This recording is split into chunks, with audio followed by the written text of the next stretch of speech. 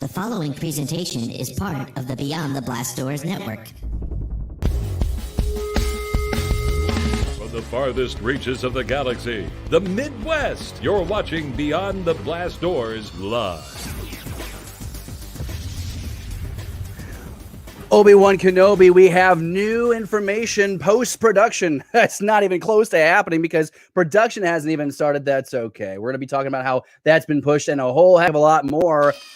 Wednesday night, got so excited, almost did that opening twice. But here we are. It's me and it's you together in this moment talking Star Wars. Beyond the Blast Doors Live, episode 106. We do have a lot to get to tonight. Like I mentioned, we all know now that Kenobi has some updates with production. We got a new cinematographer in there. We're going to start getting a feel of what this story is actually going to be, or maybe we have absolutely still no idea of what the hell this show is going to be about, but we're going to talk about it like we do because it's fun to speculate. I'm not by myself. We all know that I'm not by myself. If it was just me, this would be honestly a waste of your time. If it was just me, I think that the views of episodes 67 through 81 show that it's just a joke if it's just me. That's why I have Scotty.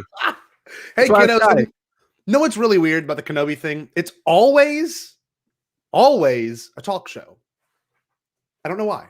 I just got to bring that out. Well, we're going to get to it, but I don't know if I would call like what Eddie Izzard is doing a talk show. That was so weird. Yes. He was like running on a treadmill and there's like weird 3D animation. That was just bizarre. If anyone hasn't seen it. We're gonna get there, Scotty. I'm a little behind on High Republic. I went back and I reread this bad boy this weekend, and I love Lords of the Sith. And I'm on a hunt. One weekend?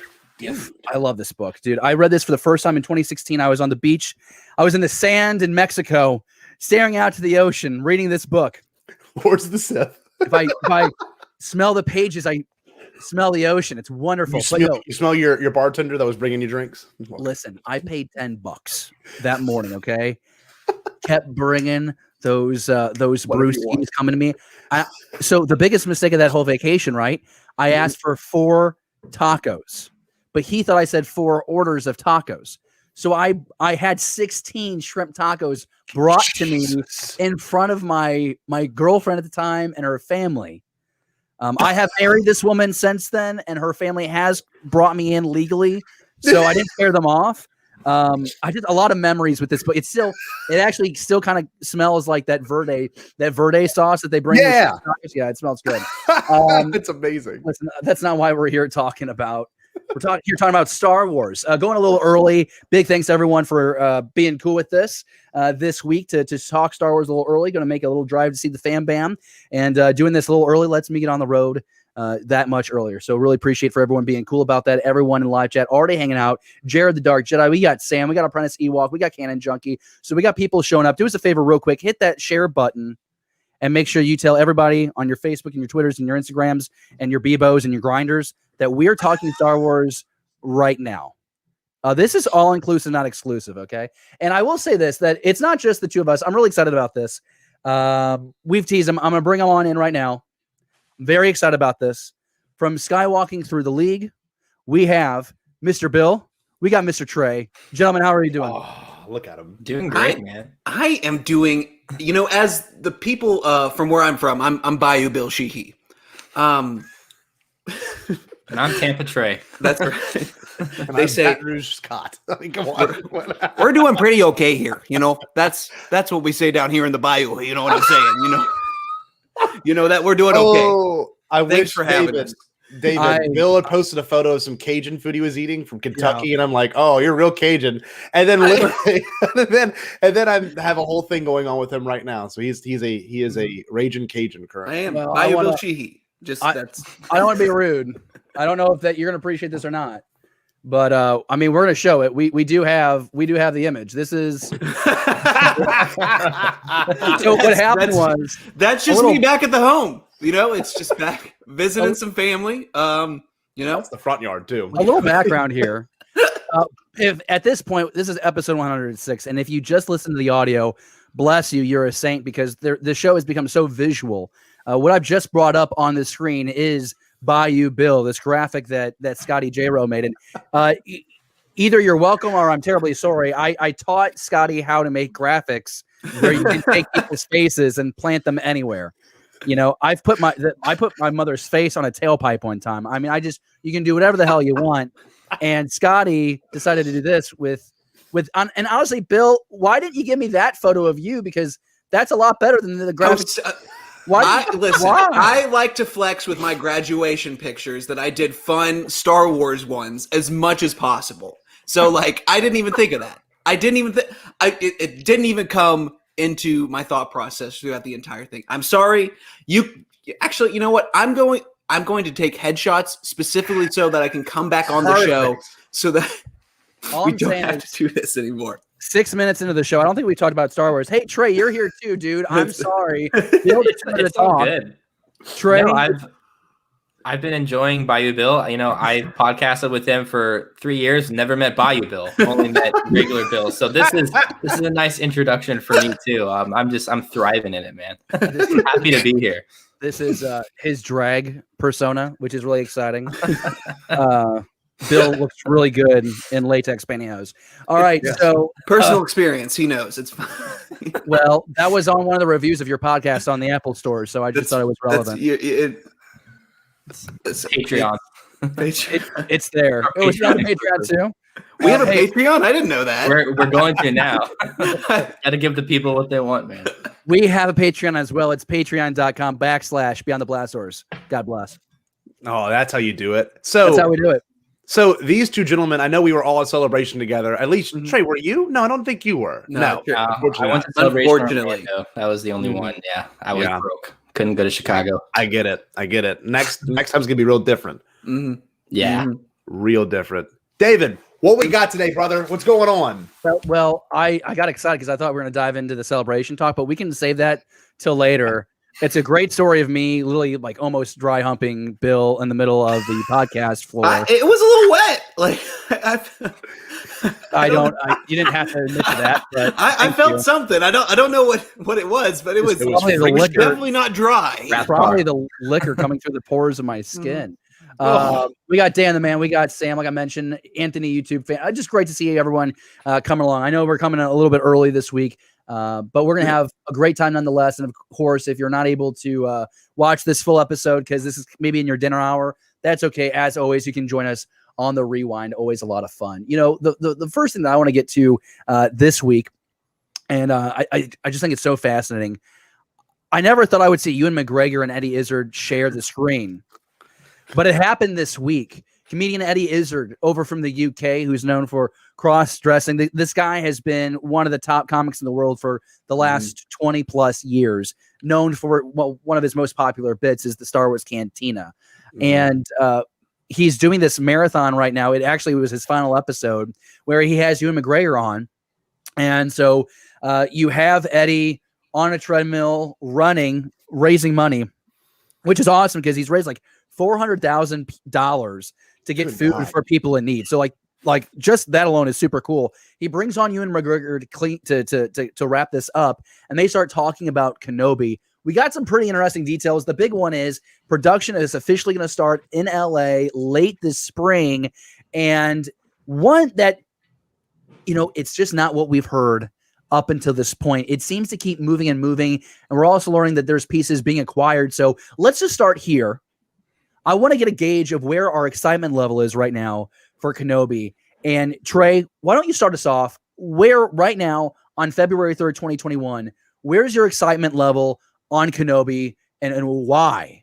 I'm assuming it's high. It's high for me. It is high because, this goes back to the year 2005. I was 7 years old. Revenge of the Sith had just come out. And for, I'd say like a good 3 weeks, I genuinely thought I was Anakin Skywalker as a kid. So my doing this to teachers didn't go across well. But my love for these characters, Anakin, Obi-Wan, everything from Revenge of the Sith, like that was the first Star Wars movie that I saw when I was, 7. So like you guys have said, seeing Ewan McGregor back is something that like I thought maybe we would see it in Rogue One for a second or, just like a cameo here and there. But just like the fact that we're even getting an Obi-Wan show is just crazy to me. I lost my mind when we already knew that it was going to happen. But when Kathleen Kennedy said like that Hayden Christensen was also in it,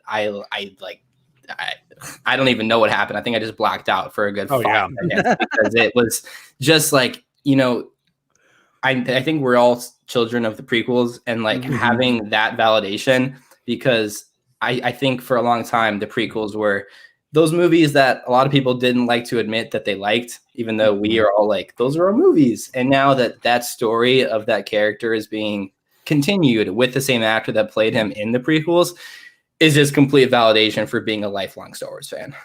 Oh, totally. It's super cool. Hey, Bill, where do you stand? I mean, I'm pretty excited. I'm hoping that we're going to get here some flashbacks with Vader and Kenobi, or Anakin and Kenobi. But do you think that we're just going to have Hayden Christensen back solely as Vader in the black suit for a read match? No. So you were asking earlier, like where this ranks in like what I'm most excited for in Star Wars. And this, since it was announced, and even before, like this was my most anticipated Star Wars anything. Because like Trey said, we're all of us here, I think we're in the range to be children of the prequels, where these were our Star Wars movies growing up. And the one story that seemed like a no-brainer when Disney bought Lucasfilm was a Kenobi story. Like it just, there's 20 years or 19 years if you want to get more specific, but it just made a whole lot of sense. It was an actor that, you know, say what you will about the prequels, I love them. Like the things that people criticize about the prequels, it's never Ewan McGregor. It's he's almost always universally praised for his portrayal of Obi-Wan, because I think even now at this point, like he's the definitive version of Kenobi. Like he's played Kenobi more than Alec Guinness ever did. He has more fond feelings towards being Obi-Wan Kenobi than Alec Guinness ever did. So like this was my most anticipated thing already. And then you add the possibility of not just getting like, you know, the original question was, are we going to get Hayden Christensen just in the Vader suit? I don't think so. I think we're going to get flashbacks. I think what would be my dream scenario, you have Hayden Christensen back, you have Ewan McGregor back, and now we have an actress playing Ahsoka Tano. You have a flashback with Obi-Wan, Anakin, and Ahsoka. Come on. Like that's it. That's for not just like people that like have watched the Clone Wars, but like having that and having that validation of, hey, like we're showing these stories. These stories mean something. Like it goes to another level once you have live action Ahsoka. And now that you have that, why not do a younger version? Like, plus I think, you know, that time you have Obi-Wan who's dealing with the failings of the Jedi, who's dealing with, you know, protecting Luke. He was doing something while he was there. Now, whether that's, you know, just he's getting force training from Qui-Gon or whatever, it's my most anticipated thing because it's someone who's wanted to come back from the beginning, and the people involved are incredibly, incredibly impressive. Like, I like that. Yeah, I like that you mentioned that, because on BeyondTheBlastDoors.com right now, I did a write-up on the conversation that Ewan and Eddie had. You can read that right now, like I said, BeyondTheBlastDoors.com. And one of the things he talks about is his excitement to return to play this character, even going back to 2003. When they were wrapping up Revenge of the Sith, he knew that he wanted to come back. He felt that there was a story to tell in between his 3 movies and Alec Guinness's 3 movies. And I guess I want to throw things to Scotty real quick, because Scotty, maybe the biggest prequelist out of all of us, when you get to hear Ewan McGregor talking about that he's been fantasizing in a way about returning to this character since 2003, those movies that you and I both love so much, all 4 of us, everyone watching, we all love the prequels. The fact that he's been wanting to do this as much as we've wanted him to come back and do this character, what does that mean to you, brother? Well, for me, I don't know, but we can all fly the same flag, and that this was the first thing that came to mind whenever they had made this huge announcement with the Lucasfilm purchase.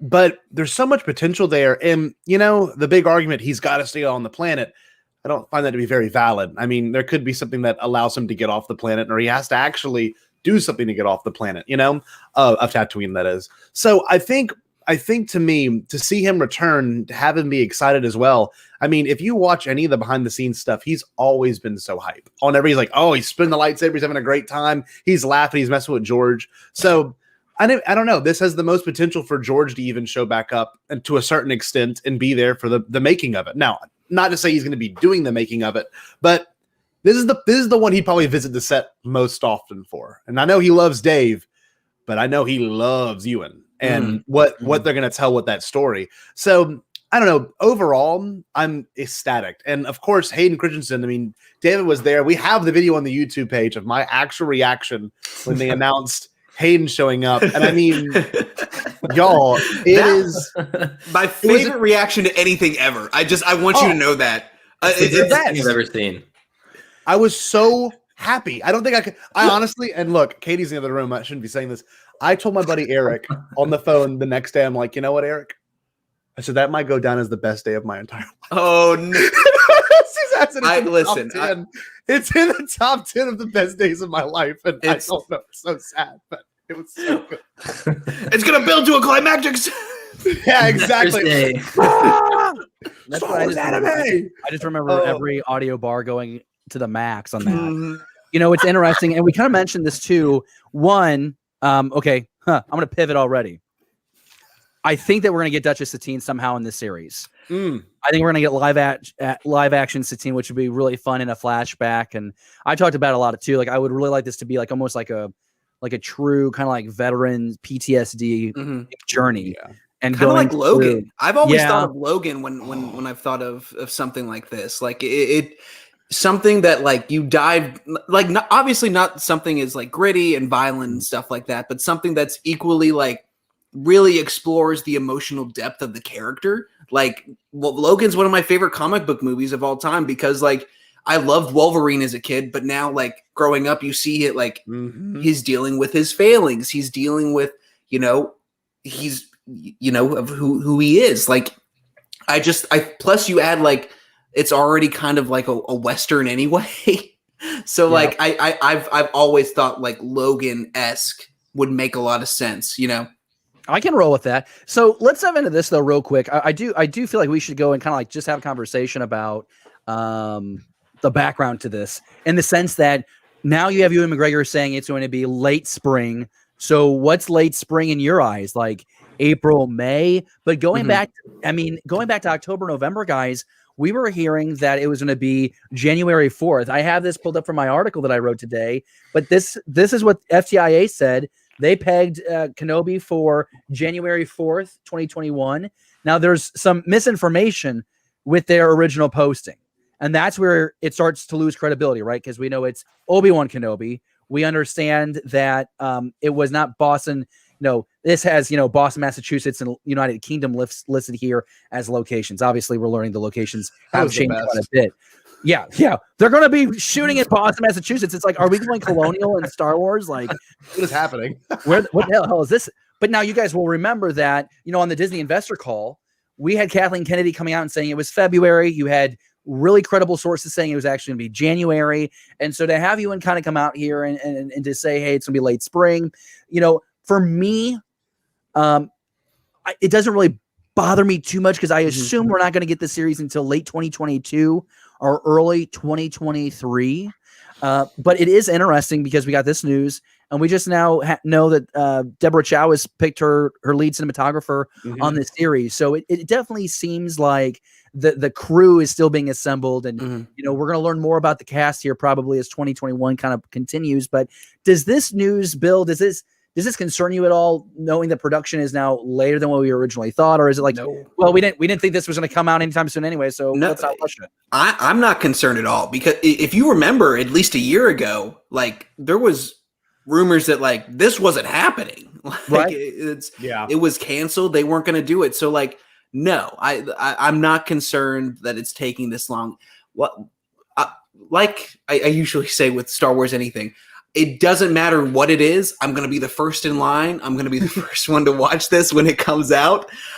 So yeah, it doesn't concern me. And I think what that late spring, what comes to mind is, you remember when The Last Jedi first started filming right after The Force Awakens came out? They got that little thing of like, oh, we're shooting on Scaling Michael with Ryan Johnson and all that, and they did that. What I think would be really, really cool is you have that late spring. What comes around late spring?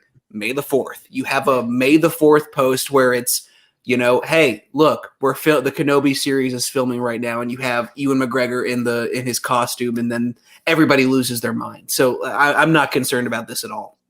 I think that's really awesome. I think that's such a great point. Yeah, I think that's, as fans, we always want to know, well, when's the next big scoop going to drop? Super Bowl is just days away. Hey, you're could right. there be something in the cooker for Super Bowl Sunday? We don't know. There has been years past. Remember, that's how we saw some footage of Force Solo. Awakens and Solo. Solo. That was the first trailer for Solo. Yeah, Trey's shirt right there. And so if they were to do something like that with May the 4th, that'd be super cool. Trey, you were on screen. Now you're not anymore, but we'll put you back up on screen. There we go. When you think about, dates and all that changing, is that something that's really important to you as you follow these projects, or are you more focused on just learning, here's characters that are going to be in the show, or here's the storyline, or do you really try and go into new stories blind and let you experience them pretty pure?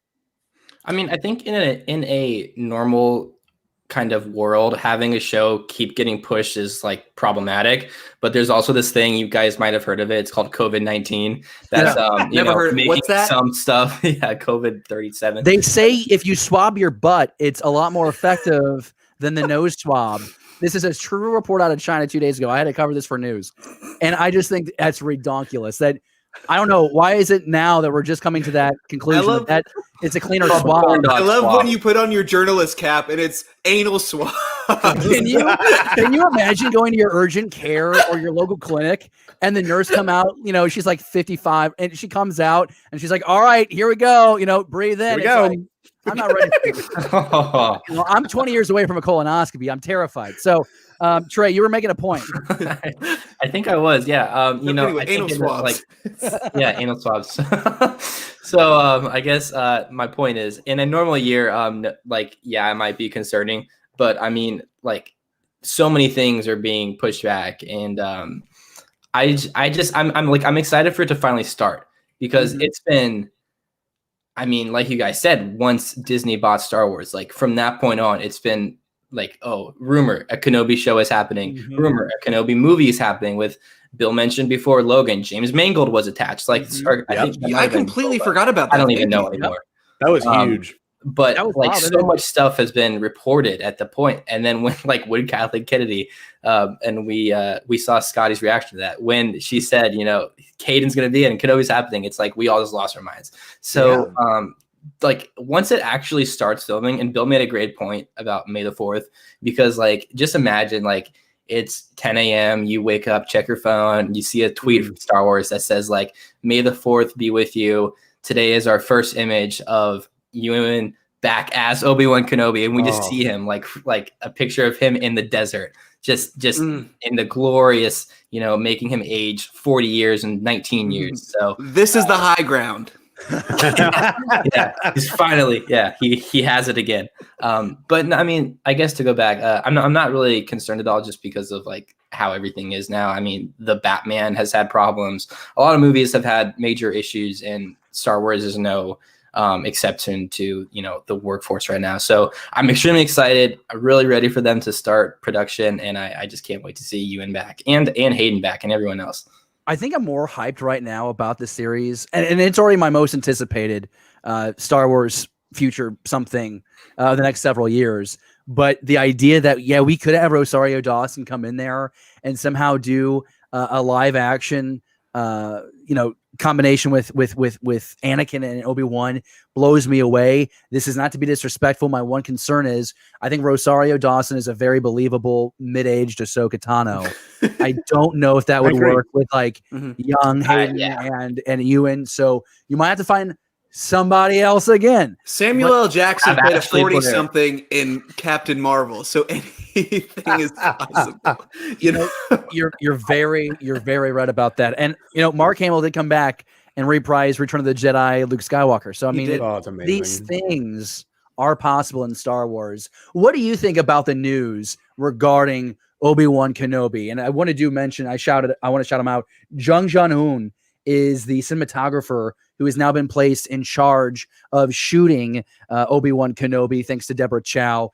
Just so excited to see what these guys, I say that, like, just like these people, this crew does with this story. I think it really could potentially be some of the best Star Wars we get. We obviously love what Deborah did in those first 2 episodes of The Mandalorian. And here's what's scary. Think about what Deborah could have done in season 2 of The Mandalorian with everything they learned with that first season. And like, also what I love about Ewan in this clip, the fact that he's excited to get in the volume, he talks about how nerve-wracking it was to do the complete digital shoot in Attack of the Clones and Revenge of the Sith. He is thrilled to be in the volume and have this 360 experience. And so when you see that raw passion and the raw excitement for him to get back into this role, I mean, I'm just even more motivated to follow every little detail that leaks from every nook and cranny, because this is a Star Wars story that I've been looking forward to for a very long time, and I'm sure you have too. So let us know down in the live chat what you think about it, or you can let us know in the comments. Continue this Star Wars conversation, and the live chat is thumping. So I want to give some shout out to them real quick. We got, like I said, Jared the Dark Jedi. He's with us because his co-hosts are running late on their show, so they can all be watching our show. That's convenient. Pete's more excited that Bill's here than I am, so that's great. We got Anthony, YouTube fan. You and Ian and Yoda are the best things in the prequel trilogy. Yeah. I want a flashback live action rendering of an already seen moment. Wait a minute. From the animated series. What do you got? I didn't even think about it just now. We could possibly get more Ian McDiarmid as Palpatine. Ooh. But like that era where he's just like, I mean, no one else could show up. Don't want to get anyone too excited. We can get Thrawn. We can get Grand Moff Tarkin back just for like a whole Imperial moment. So, well, we know that I've been. Well, Pierce Brosnan as Grand Admiral Thrawn. Oh, obviously, yeah, obviously. I mean, that's where we're at. Like that. Oh. Or Joe Pesci as Grand Admiral Thrawn. As listeners of Skywalking Through the Legal know, Joe Pesci is playing Grand Admiral Thrawn. It's still important to bring that up, though, because we could get into Kenobi, right? And that'll be the central plot of the story. Kind of like The Mandalorian was a central part of that whole entire, 2 seasons, But who's to say we won't get something really crazy in there? Obviously, we really could, which I would think would be kind of cool. And I don't know, it kind of could tie into our next subject technically. But what if we get the Maul Kenobi fight? I mean, it seems like anything is up in the air. Ray Park shows back up. It's just, I know some people are very strict on, well, animation did it right. I don't think Dave would be okay, or whoever would be okay with seeing it in live action. I don't know. I think that could get a lot of people going back and watching Rebels now. It's entirely up to the creators. And if anything's like The Mandalorian, everything's on the table and nothing's on the table. It's just the most insane thing in the world. Live action Ezra too, if you're going to do that. Well, why not? Well, you're just trying to be like a kid on Halloween night, and you're like, well, I'll take the payday, the Snickers, and the Twix. Nobody wants a payday. Nobody wants a payday. Dude, I want the payday. The payday is the best candy bar in the whole world. I'll fight you. Oh, okay. People want paydays. I'm sorry. Yeah. I mean, like, welcome to my show. Hands up. I'm sorry. No, you're fine. Hey, Sam Carey is saying Kate Blanchett as Satine would be a lot of fun. 100%. Jared agrees. Old Man Logan. Obi-Wan is Old Man Logan. That's awesome. Pete wants to know, what are we all drinking tonight? So, Bill, what are you drinking? I am drinking very old Barton, 100 proof with some Coke Zero, because as you get older, you can't have as much sugar. You still want to drink, you can't have as much sugar. Coke Zero. It's fine. Aspartame, great for the soul. It's really good. Mm-hmm. Hey, Pete, miss you, buddy. Trey, what are you drinking? It's gone now, but I was drinking Tito's and seltzer water because seltzer water going crazy here. Yeah. I like that. 22-year-old college woman over here trying to keep thin. All right, sounds good. Wait, who drinks seltzer? Ram Bergman drinks seltzer. Okay, he's like in the whole Jedi documentary. He's like just drink like bottles and bottles of Perrier. He's the best. My inspiration. We've gone through, I think, like 400 seltzers in the last 3 months. It's ridiculous how much my wife. Oh, that little? That's you should. That's a lot of seltzer. Like 1,000. Don't even try. Meanwhile, I put down got Johnny Walker Black, okay, which is my favorite Scotch of all time. put down a nice, oh my gosh, it's my favorite one. It's the $25 bottle, Elijah Craig. There we go. I knew I was Elijah Craig 94 proof. Dude, bless absolutely. You. Bless you. Maker's 44, also delicious. 46. 46. Yeah, that's right. Sorry. I have no idea. I don't correct people unless it's bourbon. I'm so sorry. No, you're fine. Listen, my first name is literally Dick. So if at any point I'm being one, just let me know. Well, no, I mean you're fine. I just thought of a really good joke, but it would be crossing a line even for me on this show, so I won't do it. But remind me after the show, and I'll tell you. It'll be good. Pete says I want a series to end with Maul fight in live action. I just don't think that's going to happen, guys, because it brings up a great point. Alan Tudyk's been interviewed like 57 times in the last 3 days, and at first he's like, "I'm not going to be in the Cassian series," and it's probably likely that someone was like, "Hey, shut your mouth. We want people to watch this show." And he's like, "Well, I'll be back as K2SO. I'm just not sure when it's going to happen." So I think that for the same reason we're not going to see K2SO and Cassian probably meet up in the Cassian series, we've already seen that in the comics. And True. I just, you just can't. I mean, maybe you can recreate these pivotal moments, but remember the surprise that we all had when we finally got the showdown in the desert. Kenobi and Maul, they exchanged 3 moves. Maul's dead. Can I raise my hand real quick? Raise it with pride. It's raised. Can I get called on real quick? Yes, sir. Real quick. Isn't Cassian a limited series? Yes. Mm-hmm. So is Kenobi. Doesn't that usually mean like one season? Well, 12 episodes. Maybe. I mean, where is he gonna where are they gonna either here's what I think's happening. Either they he's in it and they just wanted to keep it a secret. I don't know why they would want to keep it a secret because of all the things that we loved in Rogue One, K2SO was at least for me was at the top of the list. So you obviously want him to be a part of that. The other one is then there's another 6 episodes, and then it's a 2-season limited series. I'm just confused about because at first it was marketed as a limited series. Is it still a limited series? Are they doing more? Is this a Mandalorian-esque thing? What? Well, remember, Mandalorian was rumored to be limited series originally too, and now we know we're going to get as many as 4, maybe even 5 seasons. So yeah, they're going to keep that going until that's going to be the Walking Dead of Star Wars. They're going to keep that going. And Daryl's going to show up too. You just watch. At D23, I mean, Alan Tudyk was there. Yeah, and him and Diego Luna straight up were on stage together. Like, we're so happy to be back. I can't believe we never thought they're going to have to make me look younger. That was a joke he kept saying. He's beautiful. I mean, you don't have to do anything to him. But you literally, I don't get it. I don't get it because it's weird with the publicist kind of stuff. And I don't know. I think it's been something that's been really kind of new at Lucasfilm. The last 3 years, we've gotten nothing but vague remarks. No one's came out and said anything serious. I mean, they might have bitten their tongue when they were like, "You get a series, you get a series, you get a series," and then no one gets a series. Especially because of the Rian Johnson news, and you got the Benioff and Wise, and then you've gotten obviously the people that are originally making Phil Lord and Chris Miller. It's just I think they bit more than they could chew. And then here we are now nothing. You don't need to know anything. You'll know when you know, and that's about it. Even is K2SO, Exactly. What? I don't know. I've never made a movie about rogues and them being one of them.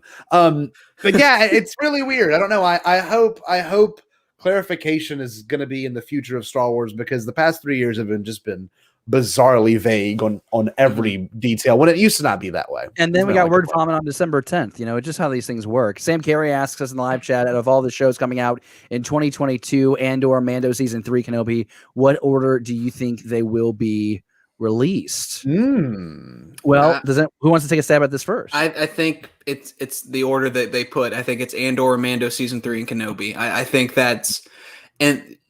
that's the one that if you look at where they are in various stages of production, I think it's Book of Boba Fett is obviously first, and then Andor, and then Mando season 3. Probably what's the other? There's another one that's in Book of Boba Fett. Yeah, or Book of Boba Fett. You got Rangers of the New Republic. You got Ahsoka. I'm assuming they'll be either in 2022 or 2023. So like I think just based solely on that on the structure of that question, it's Andor, Mando season 3, or Book of Boba Fett, Andor season Andor season 3 of Mando, and then Kenobi.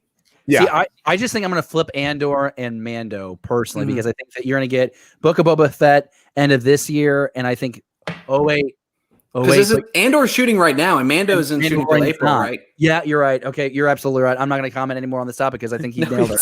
Hey, it's your show. He absolutely freaking nailed it. Yeah, it's my show. Welcome to my show, Bill. Thanks for walking down, sitting down, undoing your belt, and telling me how it is on my show. I don't appreciate it. I hope the listener and the viewers having a great freaking time. Is this the WWE now? Or are we fighting? Is this no? Okay, no, is this I'm not a fighter. I'm always the small spoon. What else do we have going on here? Alex is like, hey, David, I don't agree. I like security. I like being afraid. I like it when she puts her hand through my hair and just kind of tussles it a little bit. I like being held sometimes. There's nothing wrong with that. No, I'm secure. David, I don't agree with the Super Bowl statement. Okay, your teacher's on this stream. I will give you an F. I love Alex. You have you have a student listening in? Oh, dude, every night. He's one of the best. He's committed. God love him. This kid has like 107 in class because he kissed his teacher's ass. Alex, you have 2 more extra points.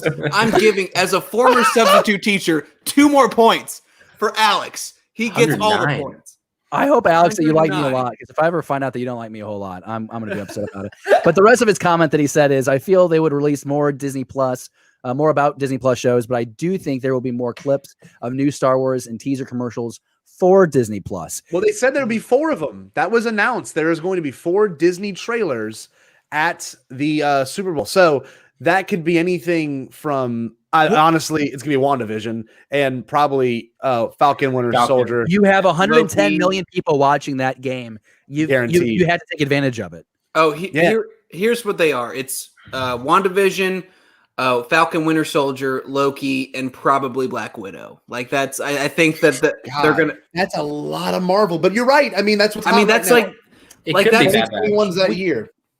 Oh, it could be Bad Batch. That would be wild. Trey. That was me. Yeah, I mean, that was me. If the show's coming out in May, because I think that's probably the most likely target for that. I mean, May the 4th release date for Bad Batch.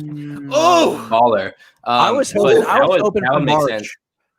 Yeah, I'm okay with that. But if Bad Batch just did like a 30-second trailer and then maybe we see like a character that we are familiar with, whether it be like Ahsoka or whatever, that could be like some pretty positive buzz for the show. So I mean, it's like the only Star Wars thing coming out soon. That would be crazy. People forget that Vader could be a villain in this show. People don't bring that up enough. That Vader could seriously be like a huge antagonist, not for them, but I mean in the show, kind of like Tarkin was for Rebels. So what if it's the creation of the Inquisitorius? That too, right? That would be really cool. Bringing it back to the Kenobi show, Kathleen Kennedy said there are Jedi hunters in that show. So I just wanted to bring it back to the point where I really think that the Grand Inquisitor is going to be in Kenobi. What if you had a thing where, did you guys read Charles Soule's Vader series from like 2015 or whatever? Yes. 2017? Religiously. Okay. We can have that. Like there could be elements of that in here because it costs a new. Oh my God. I think Trey and I don't think she's showing up with that blaster rifle, but yeah, I mean that's Trey and I talked about this on the pod. Or Skywalking Through the League. You can catch us whenever we record. Nice. Seamless transition. But we were talking about how like this could be like kind of, in the way that Republic Commandos and the 501st, like it was Vader's clone troopers. Like it could be kind of like that. Like that's what Bad Batch could be. And then you have all these different things about where that could lead in Kenobi. So like that's just throwing it out there. I agree with you. And I also agree with Alex. I am one of the best commentators on the Beyond the Blast Doors Network. Hold on. Show the other one. This is really important. This one's really important. Hold on. This one right here. My prediction is Grogu is the face of the entire show. They can't take him out of Mando or they will lose viewers. That's been my mantra is that Grogu is printable money. And anytime you see Mando, Grogu's showing up. Okay. And it's a good point. There was the rumor about Bad Batch with. Oh my Grogu. God!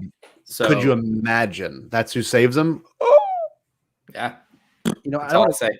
Can we talk for a moment about how it would have been so much more impactful if Din doesn't lift his helmet until the end of season 2 to say goodbye to Grogu? Did you know how much more intense that scene would have been if that was the first time we saw his? Oh my God!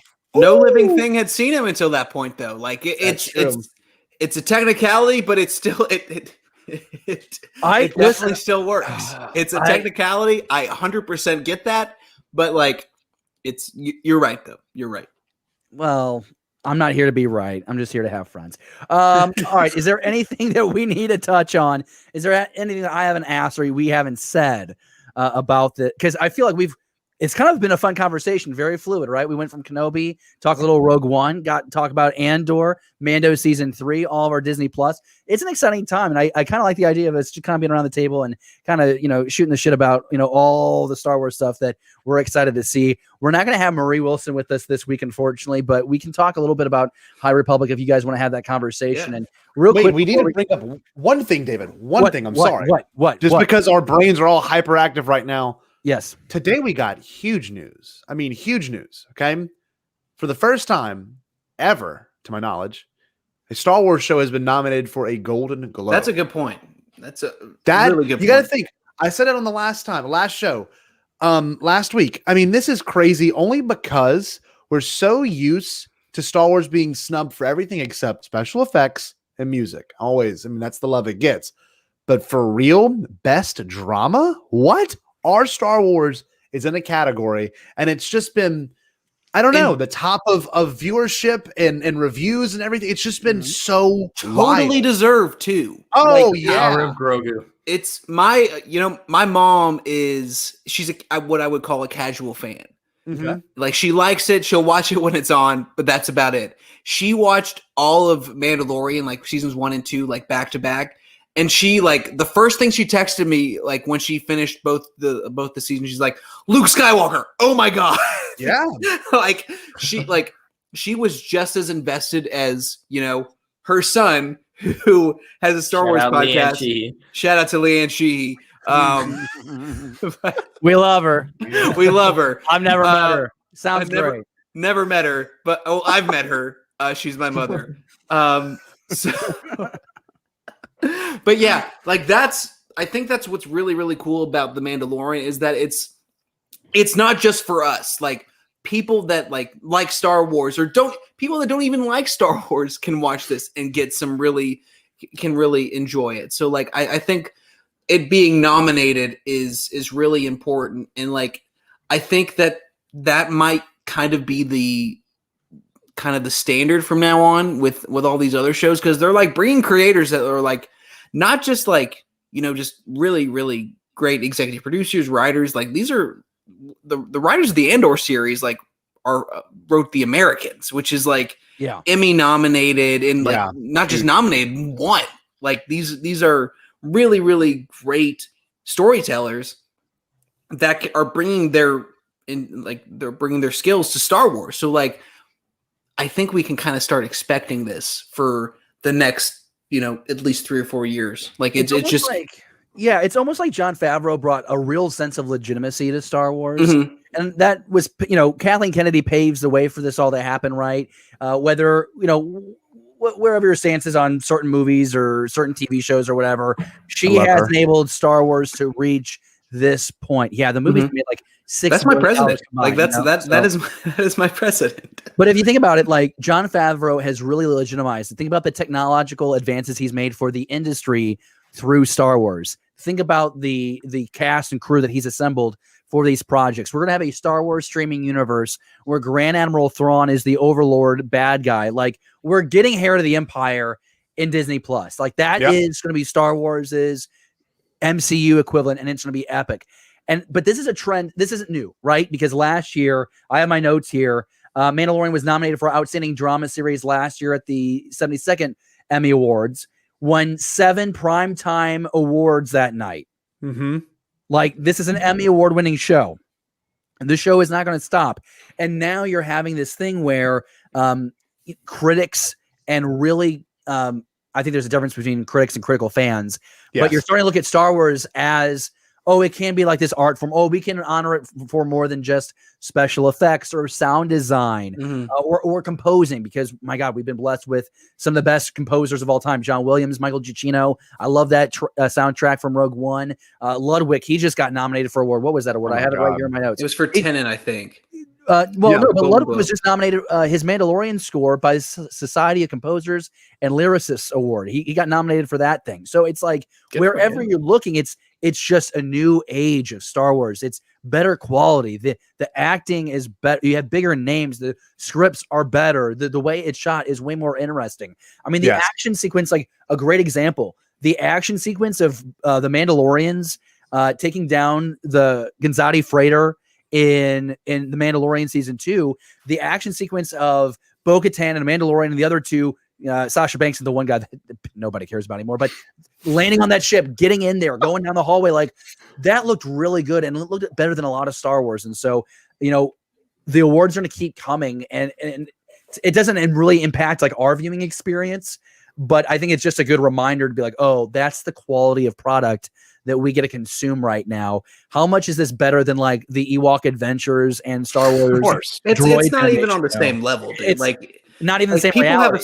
have a soft spot for that, but like it's not like Wilford. If Wilford Brimley is the main draw for your series, like that's. We got my buddy Sam in here. Where's the tweet? He said, okay, so he goes, Mandalorian is great writing and character development. Also, Star Wars needs better directors and writers like they have on Mandalorian. Well, it's pretty consistent. I think that's a great points that Sam brings up. And when you look at the caliber of talent you have in all these different series, we already know what the Mandalorian has. We've talked about Deborah Chow and what we're getting there with Kenobi, but with Andor, it's a solid cast. When you're thinking of like a Leslie Headland, right? For The Acolyte. That's a huge name. It's going to be a Star Wars time period that we haven't explored before. All brand new characters, female led. So you're getting talent, you're getting the diversity. And what you're getting with these creators is story first Star Wars. Yes. And that's really important to, I think, the diehard fan, the ones that are doing podcasts each week and listening to our shows. It's important to us that it's story first. We want all the elements. We want the spaceships and the lightsabers and the diverse. We want species. We want all these things.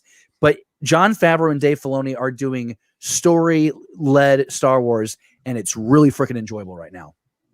I agree. I didn't really segue to anybody, so I'm sorry. No. The thing is, the Golden Globe thing is important to kind of tie back into it. We've gotten something crazy with that, right? And I mean, I'm just thankful that it's getting acknowledgement. And then, of course, we've got the inclusion of a new person at Lucasfilm, right? David, what was her name again? Oh, there it is. I see it right there. No, you're fine. We have here is Momita Sengupta. She just got hired as a new EVP, physical production for Lucasfilm. And I think it's really interesting because she comes from Netflix. And so just last week on the show, we talked about how Disney Plus with The Mandalorian now has the most watched streaming content. It tops everything that Netflix has to offer. And so now Lucasfilm and Disney is taking their people. They're actually taking their staff to continue to enhance this project. And remember, a year ago, we were talking about the goal being 105 million subscribers by 2025. We're already at like 89 million subscribers for Disney Plus. And so you're seeing a lot of the continued investment with streaming Star Wars, but also with Disney Plus, because I think Disney's very aware, you're talking about almost a third of the company's revenue coming from the streaming side of the company. And so I think it's really interesting to see how you have this veteran experience coming into the mix. And like the awards, to Scotty's point, this is news that it's not going to change your experience watching Star Wars, but behind the scenes, you're getting better Star Wars because these people are being put into specific roles. So my God, this is just a great time to be a Star Wars fan where we can come together. We're in 4 different parts of the country right now, and we're able to gush over this. So it's pretty awesome. I didn't think that we would talk about the Kenobi project in a way for 40 minutes, but it happened. I don't regret it. That's Ewan McGregor has that effect on us, and it's completely cool. It's completely platonic. It's completely fine. It's all good. Sam, I think you're good to get behind Deborah Chow. She is great. And I don't know why you laughed at that because that's not the joke that I was trying to make. Matthew says 2022 is going to be like Christmas for all of us Star Wars nerds. I think you're right. I mean, Celebration too. Throw the show notes. Well, yeah, 2022. Great point, Trey. Oh my God. Like, Trey, are you going? I am going. We Yes, because we were both going to Celebration this year. Like We had a hotel. we had the hotel. We had like all of our stuff was connected to each other. us too. And then then Pain. Then It's gonna be the even more pandemic real. happened, and it was just Should we get a so- suite? Should we get a suite and do Celebration together? I think I'm we telling should. you. But here's I want like to run a dance hall. That's what I want. here's how like the pandemic and Trey and I are connected. We were going to Galaxy's Edge together because like last year was kind of like a shitty year at the beginning for me. I got dumped, and Trey and I were like, and I got a new job, and I was like, you know what? I'm gonna do whatever the hell I want to do. I'm gonna go to Galaxy's Edge. I'm gonna build a lightsaber. I'm gonna do all that shit. Might as well Do it. And ask us what week we were going to, Oh, Galaxy's Edge. What week were you going to Galaxy's Edge? March 13th, Yep. 2020.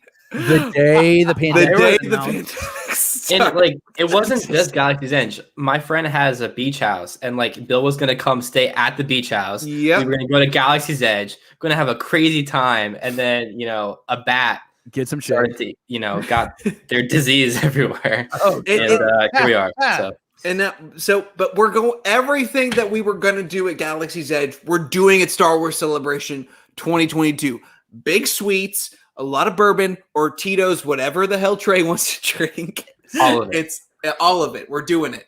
We're gonna get together. I'm really excited about it. We've been talking about behind the scenes for the network, like what we want to do at Star Wars Celebration. I'm just really excited about like Nick. Nick Stewart helped me start this podcast 4 years ago. He's gonna come with us. And he's gonna help us shoot a lot of stuff on location with us. So we've got a lot of big plans for Celebration. Hopefully, we're on that podcast stage. That's the dream. I'm That's hoping that happens. 100%. If you're there, hopefully I'm there too. Well, That's- yeah, you know what? If Beyond the Blast Doors gets in, we're just inviting all of our friends up on stage. it's good. Come on. And that 6 mics, 35 people. Most of them are men. it's what Let's see what happens. it's just 6 mics and 35 white dudes. It's I mean, like tonight, what is it right now? 4 guys just banging it out. We're having a great just time. guys being dudes. Just guys being Yeah. dudes. Hey, let's pivot to this though, because my goodness, we are actually closing in on an hour already, and we like to keep it to around an hour here on Beyond the Blast Doors Live. Big thanks for you guys joining us. And by the way, if you haven't already, Matthew Stover hung out with Great Pete interview. Buster for episode 100 of Around the Galaxy. It's crazy. The last night's show was just so much fun. Mhm. Amazing. Great turnout. Almost 100 people joined us for that show. A lot of fun and really great insight. He even talks about new Star Wars. Like he talks about The Mandalorian, what he thinks the new Star Wars is doing right. And it's also interesting, some of the things he dodges that Pete brings up. It was Yeah. very that was interesting. fascinating to watch him go. So Matthew Stover, great interview.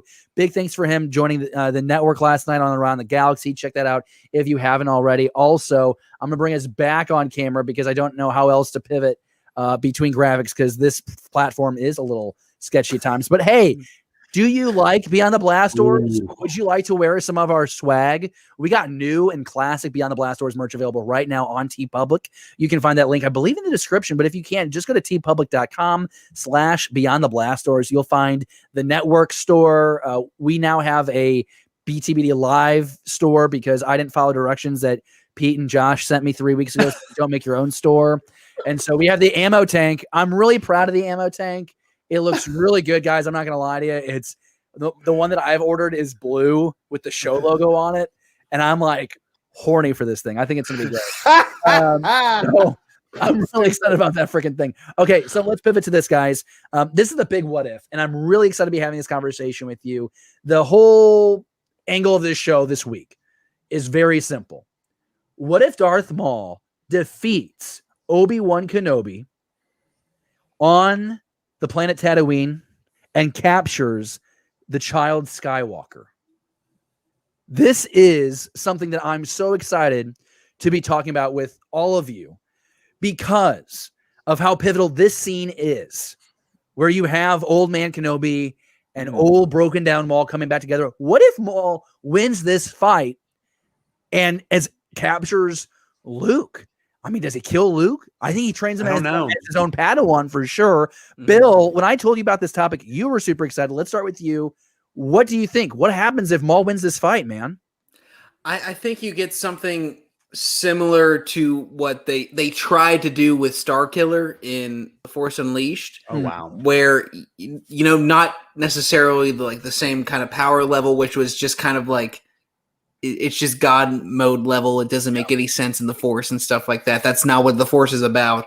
That's just my opinion. That's not how the Force works. That's not how the Force works. Everyone knows that. But I think, just look at what he did with Ezra. He tried to take Ezra to be his Padawan. So now you have someone that obviously Ben Kenobi was, protecting, who he saw as the chosen one. And he even, he told Maul at the end of his life that this is who I think the chosen one is. Mm-hmm. So now you have Maul training him instead of Obi-Wan. I think it completely changes everything. Because then do you have Bail Organa reaching out to him at the end of Rogue One? Do you have is Luke even there? It's really, really interesting because then you have Darth Vader's son being trained by a dark side user who's just kind of exploring the galaxy and training him. So yeah, let's go with that, Trey. I want to get your take here, and I'm really excited about what Bill was just talking about because could you have a Maul training a Luke to overthrow Vader in the galaxy? That would be a pretty wild story, dude. What do you think? I mean, that would be crazy. If Maul trains Luke, I think Vader looks at this as, okay, he has an apprentice. I'm going to force myself to train Ezra Bridger, which would just be some crazy kind of thing. But I think what I really think would happen was every time Maul and Kenobi fight, it's the duel of the fates. Because if Qui-Gon wins that battle in Phantom Menace, Anakin probably grows up with the mentor that he needs in Qui-Gon Jinn, who I think understands him better. But that doesn't happen. So Obi-Wan wins that battle, but if he loses to Maul, I think Ezra Bridger really plays a larger role in this history of Star Wars. We don't have Vader saved by his son because that could happen, but I don't know how you get from Maul training him to, hey dad, come back to the light. I just that'd be a lot of steps to fill. But I just think Ezra kind of he would have to step up, but then also when Ezra saves Ahsoka from that battle in the World Between Worlds, Ahsoka chooses to not participate in the Galactic Civil War and kind of stay out of stuff. She is the main tie to Vader if Luke goes. So I think she tries again to save Anakin. And if she and Ezra go against him, that can be a pretty cool battle.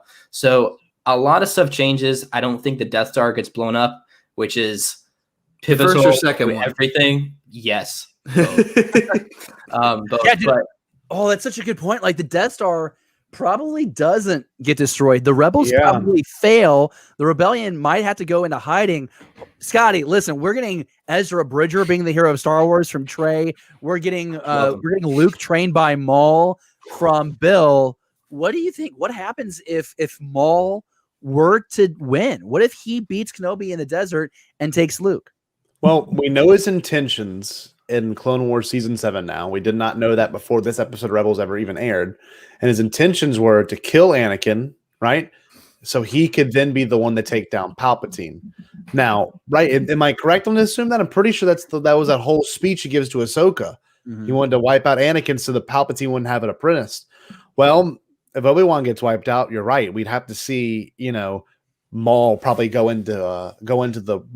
Maul take Luke into his hands. And I don't know. Luke has such a good heart. I don't know what would happen. I mean, Luke's also very impressionable. A very old, strange man meets him and then, says, hey, come go on and ride with me. And then they end up having it actually happen. So honestly, David, I think it's an interesting proposal to have, a situation where it's Maul, and Luke versus Ezra and Kanan, possibly. I mean, I don't know. This could have really played out differently for Ezra and Kanan as well. So there's a lot that has to be said, but we know the ultimate evil that they're trying to totally take down is Palpatine. Would Darkseid Luke do well against the ultimate evil of Palpatine? Because he didn't do so hot in Return of the Jedi. I mean, he was technically going to die if you look at it on paper until Vader saved him. Would that redemption be there? I don't know. Would we even get anything like that? Because would Vader even care? Maybe Vader would kill his own son. There's a lot of questions that show up that I think are really interesting. And I find it important to have this conversation because it really could have gone that way in an alternate timeline. And maybe Star Wars will get bold enough to make a show called Star Wars What If. I don't think we'd ever get there because, people what was the animated series that didn't happen, but then it leaked a couple months ago? What was that? Star Wars? Exactly. Detours. Detours. Yep. With Seth Green and that episode was great. That would have been so funny. Like the perfect Detours moment would have been like, who shot first between Han and Greedo, and we'll never have. Oh, it was there. It was there. That's so Bombad cast. I will say that whole show would have been ridiculously Bombad cast. Underground St. Louis. I think the Death Star would be destroyed either way or taken over by Maul and Luke. That's also true. Because here's the thing. It's like my imagination runs wild with Crimson Dawn. Like I want Crimson Dawn to end up being this like super powerful organization that we just didn't know about during the original trilogy because the Rebellion's focus was the Empire. So you can't have Crimson Dawn be it can be as strong as the Empire, but it just can't be as public, right? The underground hid in the shadows. And I can get along with all of that stuff. But what if, you have like a Maul and a Luke building up Crimson Dawn, you have planets, systems bought in, they're in line with maybe the Hutts. Maybe they're able to manipulate the Hutt family that's spread out across the galaxy. They have the trade routes. And then you're having like, Imperial Star Destroyers getting hijacked from, I mean, I don't know, the imagination runs wild. Somehow or another, Maul is able to convince the planet of Mandalore to buy into his message. So, I mean, anything is possible. I think it's just a lot of fun because again, Maul is such a beloved character that hindsight's 2020 for George Lucas, but you could have probably had a lot more fun with Maul in those prequel films. And we know that George felt so bad about that decision to kill him off early. Part of the reason, I guess, was he was bringing Maul back to be the bad guy in his 7, 8, and 9. And so Maul has a critical role in the overarching Star Wars story, just like Ahsoka, just like a Luke, like a Rey. So it's really interesting to see, how this what if could play out. It's just a lot of fun. These are the Star Wars questions that I would listen. The only difference between this conversation and how it normally would go is usually we'd be at a bar talking about this stuff. We wouldn't be, it's true. Like I have no pants. We'd be at the Hyatt in downtown Chicago, drinking Gatorades and whatever other stuff that they've renamed for Star Wars stuff, and we would just shooting the shit. I drank a fuzzy tauntaun about 3 weeks ago at Disney World. So it was crazy. They have like this bubble stuff that makes your mouth go numb, and no one told me. So I thought I was having an allergic reaction. No. But I ordered a second one. God. Greatest $40 I ever spent. Brian Henley says Maul would definitely have trained Luke. You wouldn't have had Vader's redemption, but yet I don't think it was a full dark side capacity Vader could have withstood him. Palpatine is questionable. Yeah, I mean, I think ultimately Vader Palpatine win. But I wonder, if you have a Luke that's so like disenfranchised and like so bought into what Maul's saying, then he's not going to give a flip about Vader being his dad. I mean, that's just my assumption if he's corrupted like that. So just like a lot of fun. I think that was a great topic, and I really enjoyed hashing that out with you guys. What do you think? One last thing. Yeah, go ahead, Trey. I also think Crimson Dawn would, like, their power would overtake the Rebellion. So then you would get like a Crimson Dawn versus Empire War. So you would have Palpatine and Vader versus Maul and Luke. And that would be like pretty interesting. That's so good. Oh my God, that's good. That's so fucking good. God, I love it when people say things that I wish I would have come up with. God, that would have been so smart if I would have said that. Damn it. I thought this was pretty interesting too. In the live chat, Sam brings up, a force-sensitive son. Yeah, I mean, holy cow, like what if, you can't have like a Mara Jade, But like, let's just say for fun, like, what if Mara Jade was brought up in canon and was with Palpatine and Vader, and what if she's somehow able to get a hold of Luke, and maybe she brings Luke over to their side, and so like they're still bad but they win, because Maul, ultimately that character is designed to always fail. So I don't know, that I just had that thought. It's probably not a very good thought. There's a reason why I talk about Star Wars on a podcast every week, but I'm not responsible for the story. It'd be trash if I was writing the stories. So it's a lot more easier for me just to watch them and complain when I don't like it, and then celebrate when I do. And I like then it. General Grievous comes back. Lightsabers. Listen, all I want is a General Grievous. Like, it's just not possible, but I would love for them to do like, you know, when they do like a 30 for 30 on ESPN, like what if they did like a 2-hour, like behind the scenes of General Grievous's life. And then you would go back to when he was like a warrior. And then you would go like through like the creation of his lair. Because I don't care what you say, one of the best episodes of Clone Wars is Grievous's lair with Kit Fisto and his stupid freaking Padawan that deserved to die. He died. Oh, God. See, I want a General Grievous talk show where he is hosting and brings on a lot of people and then kills them and takes their lightsaber. So, and every episode of the show ends with another fine addition of my collection. He just kills them, yeah. General Grievous, yeah. Well, we have, you know, we're already at an hour. I've enjoyed this so much.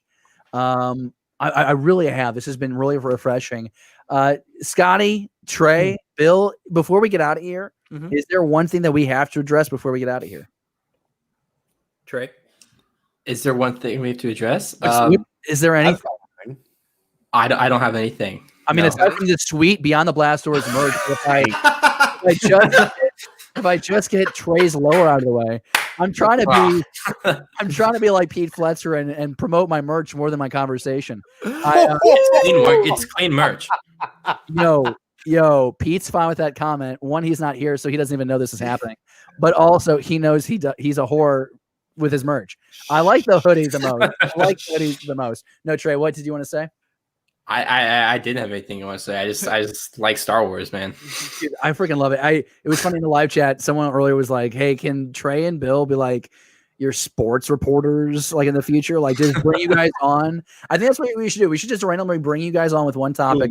You'll foam at the mouth for 3.5 minutes, and then you just leave. You know what really grinds my gears? Oh my God. You know what really burns my bubble? That's amazing. That's not the cliche.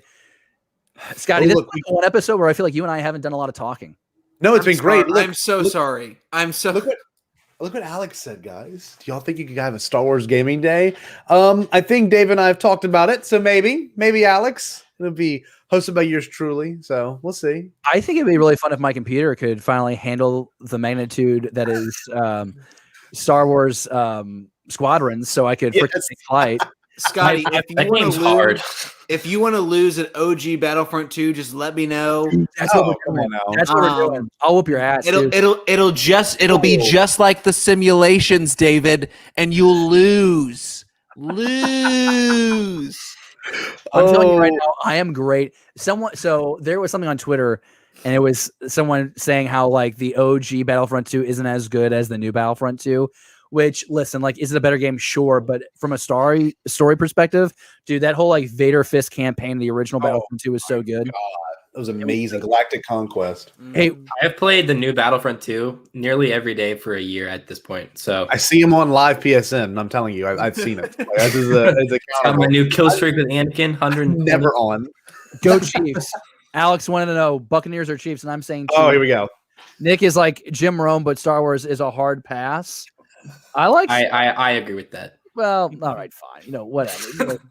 Oh, here's this always makes me feel good when someone says this.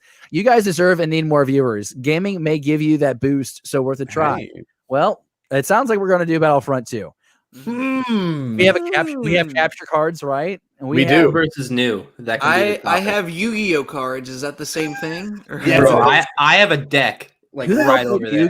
Already. Do you believe in the heart of the cards? Do you? I got Exodia. I got. Don't want to talk about cards. Oh, we're talking about cards. Oh my God! Look at those. Future Bombadcast episode. We're waiting. As Will Smith would say, "That's hot. That's hot."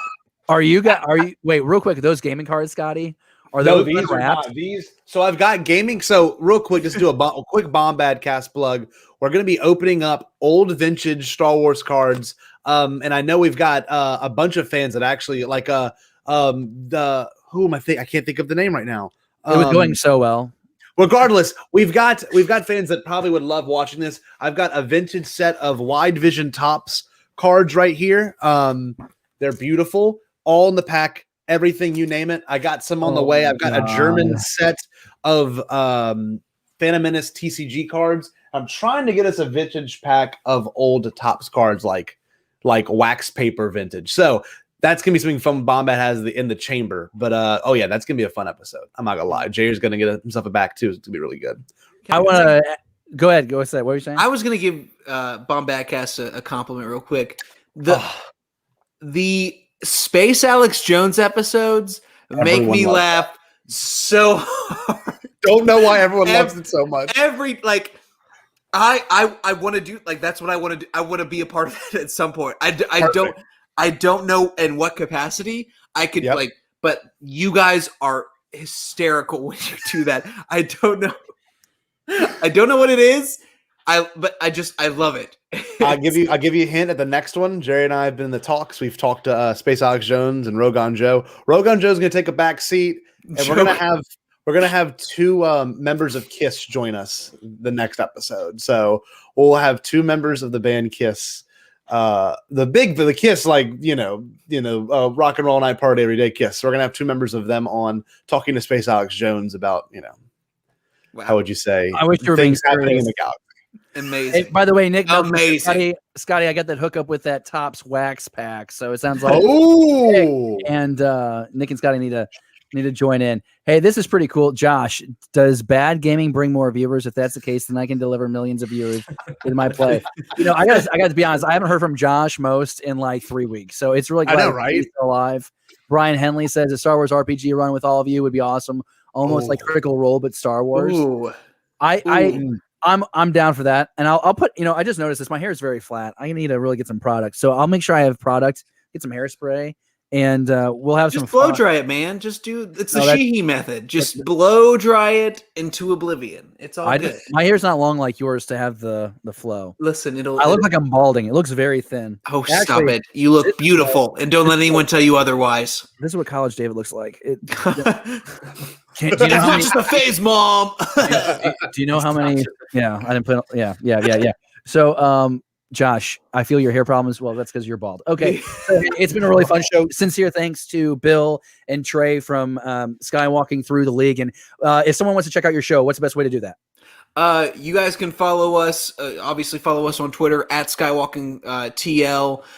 We're on Apple Podcasts, Spotify, Google, anything. I think we're even on like MySpace, maybe. I could. Radio. We're on that shit everywhere. The Sirius XM.